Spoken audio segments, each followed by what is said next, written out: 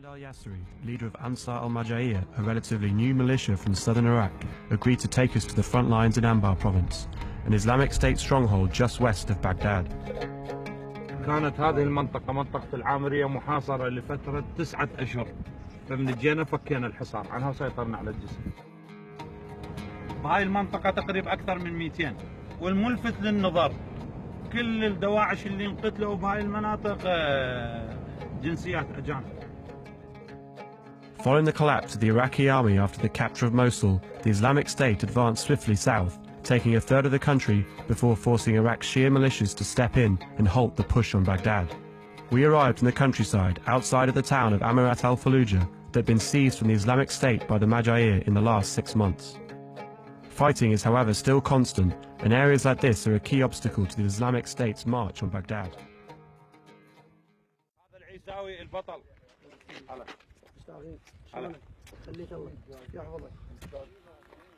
بالتعاون مع القوات الأمنية استطاعوا حماية هذه المنطقة وحرس هذه المنطقة، والآن بدأوا يتقدمون لتحرير كل المناطق اللي يقترب منها الدواعش. صدق؟ اليوم أودي لك علبة. القوة هنا السنة والشيعة وكنا نقاتل قتال واحد، يعني السني زائد الشيعي، يعني قتال واحد، ما يحاول أي واحد يقدر يخترق هاي القوة. As you're from a Sunni tribe, have the government been helping you with weapons and finance to help you guys defend this area? دعم كان لنا دعم، بس إن شاء الله الدعم راح يوصلنا بعد الزيارة، إن شاء الله بعد الزيارة راح يوصلنا الدعم. بس حاليا دعم كعتاد ما عندنا عتاد، خلصنا عتاد حاليا.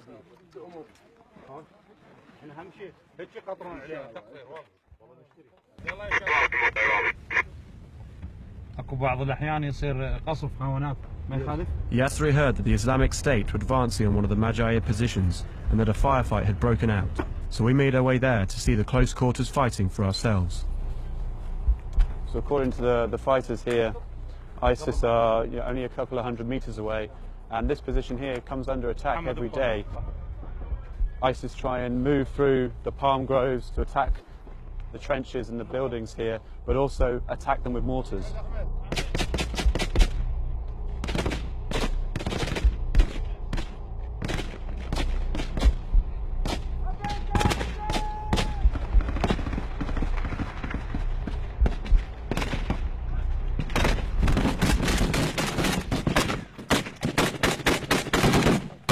You can hear them replying, they're firing back towards this farmhouse. The Majahir fighters sing to Imam Abbas and saying the main figures in the Shia religion. I guess it's a way to essentially troll ISIS.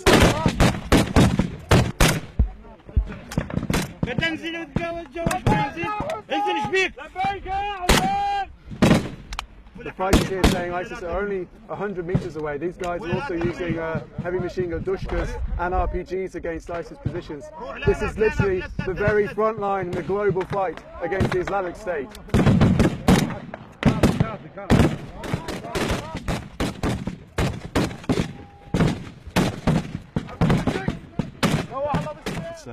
It's pretty frightening, but this is what these guys do day in, day out here, fighting against the Islamic State, and they're getting very little support from the outside world and even their own government. Back at the base, the fighters were jubilant to have returned without any casualties. كانت التوجيهات تصلنا يوميا من مكتب السيد السيستاني: إياكم والمساس بآثاث أهالي هذه المناطق، إياكم والمساس. كان الهم الأول الذي أوصتنا به المرجعية: يجب أن تشعروا هؤلاء الأهالي بالاطمئنان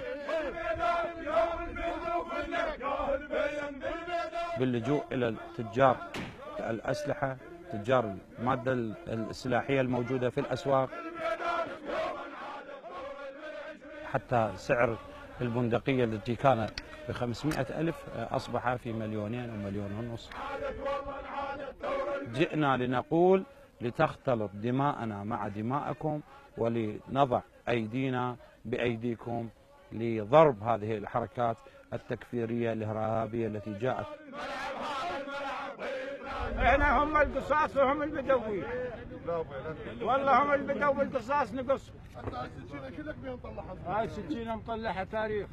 شنو التاريخ؟ شنو؟ تاريخ موجود. The Mujahid is one of many militias fending off the threat of the Islamic State in Iraq. Following the capture of Mosul by the Islamic State, Ayatollah Sistani, the most important Shia cleric in Iraq, called on all able-bodied Iraqis to help defend the country. In the following weeks, tens of thousands of men joined a number of different militias, some backed by Iran and some with a history of sectarian abuses. We travelled south to Karbala, home of two of the most sacred shrines of Shia Islam, to see what many of the militias are fighting to protect.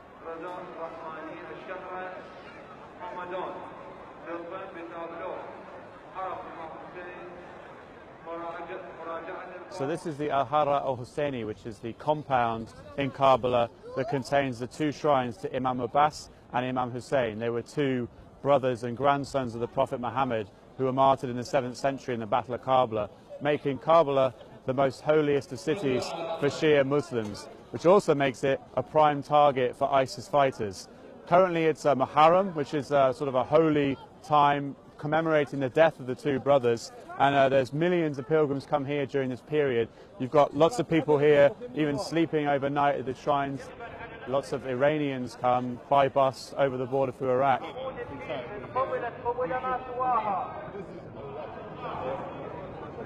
It's a massive complex. Thousands of people come here and pray every day, but despite the massive threat that ISIS pose, people don't seem to be put off at all.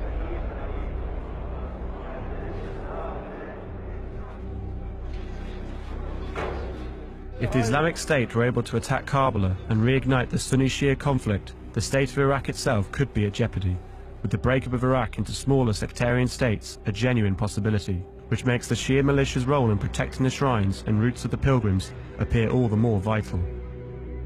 We travelled to the west of Samarra, home to another important Shia shrine where Harakat Nujaba, a militia comprised of veterans of the Shia insurgency against the United States, were involved in heavy clashes with the Islamic State the day before. It's got to be one of the more dangerous roads I've ever travelled on. There's hardly any traffic and the roadside is littered with burnt out and destroyed vehicles. We're having to travel very fast in between the checkpoints because the road is constantly targeted by mortar and sniper fire. So this is a Nujaba position. They control the west side of Samarra along the highway towards Tikrit. On the road we came up here, you could see a lot of craters in the road. The fighters were saying they were remnants of IEDs that ISIS left behind. هذا الاحتلال الأمريكي بالعراق تم تشكيل المقاومة العراقية موجودة بالشيعية الموجودة بالعراق. And do you find it weird then that you're essentially fighting on the same side of the Americans now? لا احنا ما نقاتل مع القوات الأمريكية. الأمريكان لليوم هو عدونا.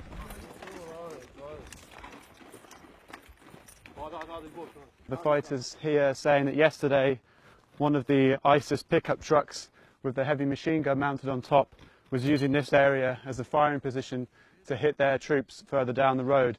The fighters also say that they use the Dushka heavy machine guns, which can also hit aircraft and helicopters, to target the Iraqi army helicopters that patrol the road, covering the pilgrims moving to Samarra and then moving from Samarra down to Karbala.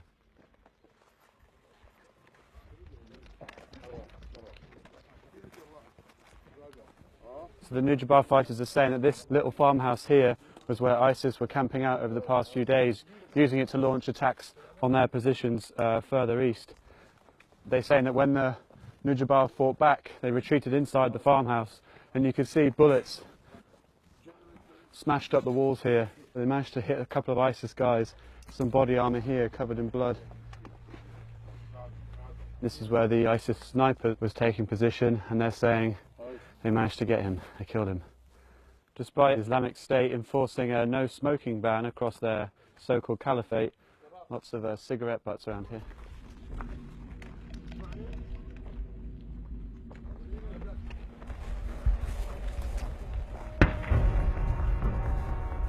So a couple of shots just got fired. I'm not sure whether it was the ISIS fighters, certainly pretty close.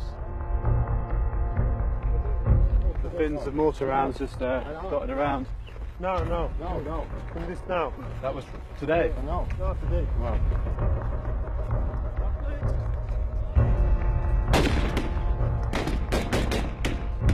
Quickly out of the open ground.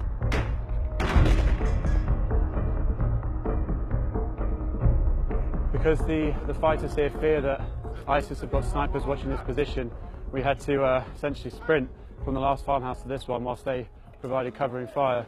They're now basically prepping a mortar.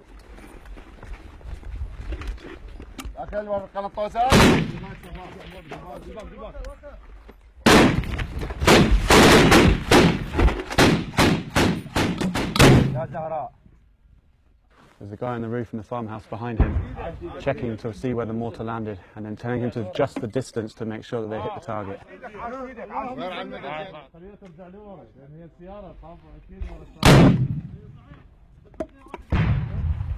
You can actually see the smoke from that one, it's very close. With what appears to be direct hits on the Islamic State positions, we begin to move back towards the Nujabars HQ. The Nujabar fighters are saying this is where ISIS treated their wounded in the battle over the past couple of days. They've now obviously since fled, and the Nujabar have destroyed half the building. Though we can't see that much evidence of any sort of medical equipment being used or bandages or anything like that. This was clearly someone's home at some point. Now it's been destroyed. It'll be a long time before the civilians in this area will be able to return.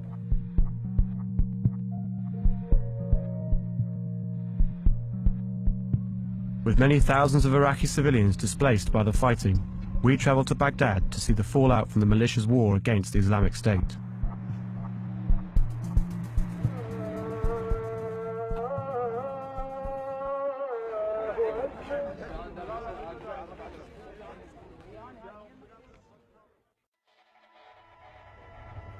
We're on our way to Diyala province to meet Hadi Amri, a figure who possibly epitomises the controversial nature of the Shia militia's involvement in the war against the Islamic State.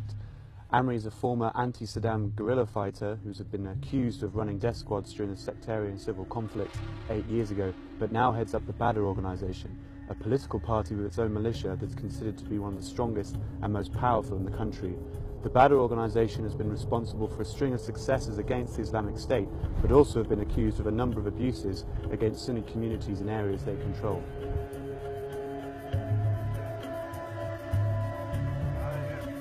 With Amri given overall control of the military operation in Diyala, we met up with him as his forces, alongside the Iraqi army, were constructing a road through the province to relieve besieged militias further north. عندك عدة؟ خلي اضرب. البعيسة، اعطيني البعيسة وخلي. اي اضرب البعيسة. هذا بالجهة الغربية للعظيم عدو، والجهة الشرقية هذا ربعنا، هم ما عندهم تواجد بهاي النقطة واحد.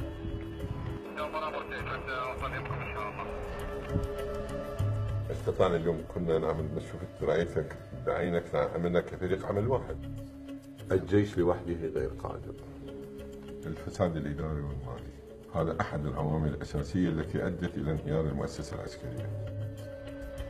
هؤلاء يعتقدون أنه بفتوى السيد السيستاني القتال ضد داعش هو جهاد في سبيل الله.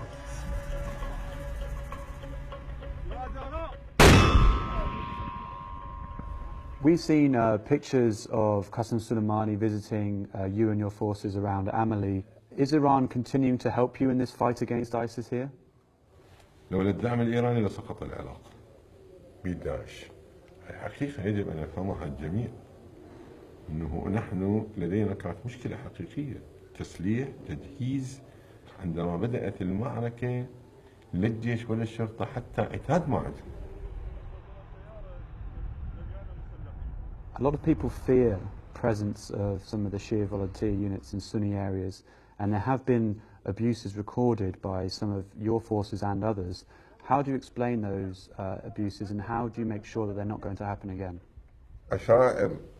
عشرات الرسائل توصلني باليوم تعالوا مستعدين أن نتعاون معكم، نقاتل معكم من أجل تحرير مناطق من داعش.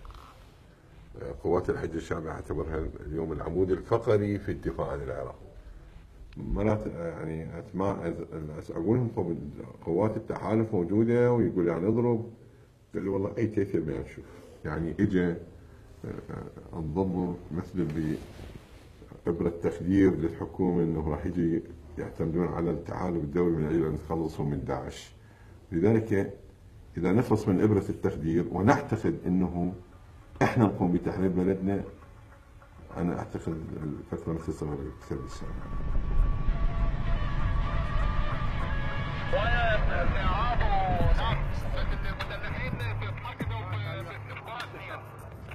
عالجهم عين ابو علي، عالجهم هم كلهم دواعش في الصفحه.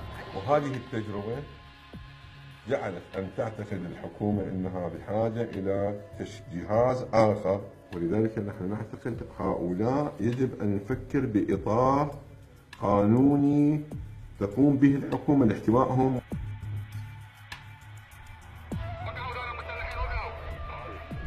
عاش سيدك ابو علي، عاش سيدك.